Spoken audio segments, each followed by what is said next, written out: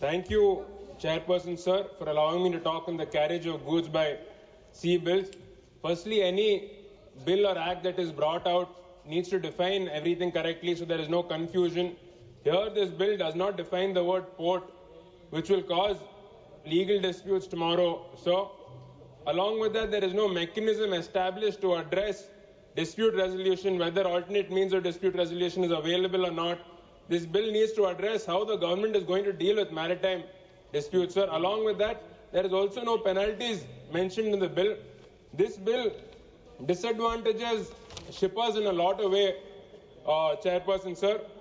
I would like to elaborate on that. Article 3, Clause 9 says that a benefit of insurance or similar clause shall be deemed to be a clause relieving the carrier of any liability, which means that if any goods are damaged and if there is any such clause which is similar to a benefit of insurance, and even if the insurance company does not pay the shipper, the carrier is not held liable.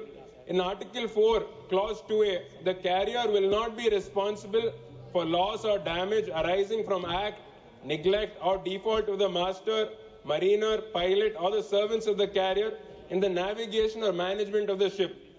This means to say that where in a lot of other cases vicarious liability is applied, sir, where there is principal-agent relationship. However, in this case, even if the staff of the carrier end up damaging the goods, if there is any mismanagement on their part, the carrier does not have any liability, where the shipper is again disadvantaged, sir.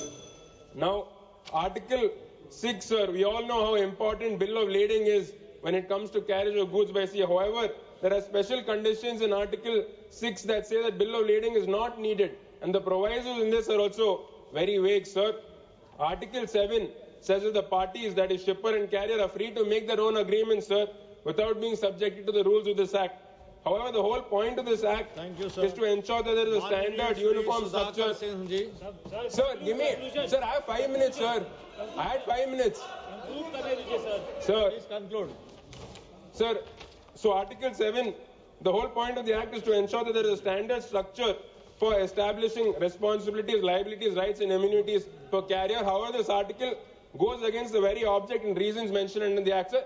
Finally, sir, there is also no provision for transport. When there's transport of illegal goods, there's no mention of that itself in this Act, sir. This needs to be looked into, as there's a lot of drug menace in the country, sir. So I hope the Minister also mentions this. Thank you, sir. Thank you. माननीय Sudhakar Singh 2 minute बता दीजिए sir, आप 2 minute में खत्म